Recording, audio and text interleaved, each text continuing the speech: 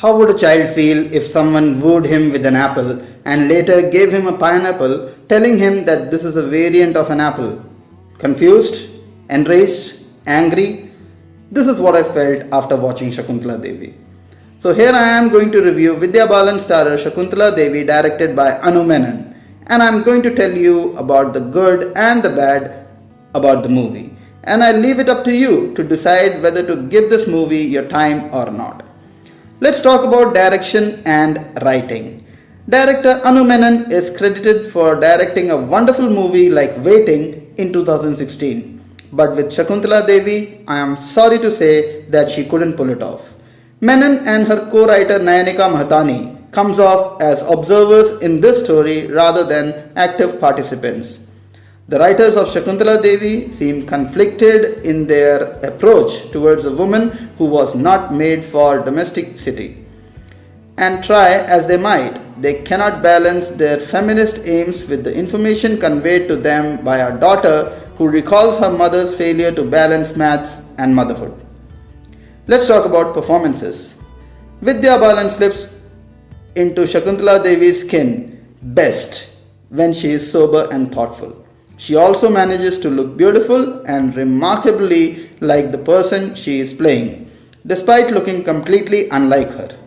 The supporting cast is solid. Jisshu Sengupta as the husband, the character with whom the script has most empathy, is particularly effective with his unfairingly understated tone. Amit Sadh is having the best time of his career, I must say. Sanya Malhotra as Shakuntala's daughter has gone deep into the character. Sanya and Amit has some wonderful moments together in this movie. See, the major requirement to make a biographical movie is a good amount of research to be done about the person. This is what is lacking in Shakuntala Devi. The world knows Shakuntala Devi as a human computer because of her expertise in mathematics.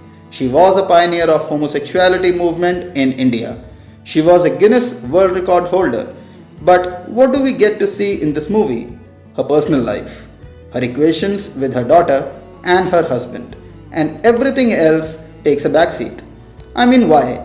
Why Bollywood always have to make a movie high on emotions and so little on content? We still vouch for the man who knew infinity, Hollywood's take on the life of Ramanujan, India's greatest mathematician. This movie was all about his brilliance in his subjects and his research done in the University of Cambridge.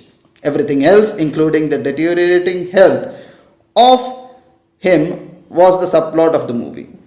But in Shakuntala Devi, the protagonists have to sing and dance to show the eccentricity of the character. Her achievements that the world knows about takes a backseat, and what is presented to us is the only emotional turmoils in her life journey. And I don't blame the actors for this at all. Long before gay pride parades became the order of the day in India, Shakuntala Devi, a woman, was born in 1920s and never went to the school, authored a book titled The World of Homosexuals, in which she argued for gay rights. According to media reports, her interest in the subject stemmed from her marriage to a man who turned out to be gay. Irrespective of what her motivation for writing it may have been, the very fact that she did that back then and the arguments she made for equality indicate that she was a special person. The film is not willing to grant her that. Instead, what it gives us is a problematic passage that is awkward to the point of being bizarre and even offensive. I can't say more for fear of giving away spoilers, but let us just say this episode made me wonder about all the other facts as presented by Shakuntala Devi's daughter to Menon, and whether a reliance on multiple sources would not have been better. Like the woman whose story it tells, Shakuntala Devi, the film is complicated. At last, it has been made at all is important.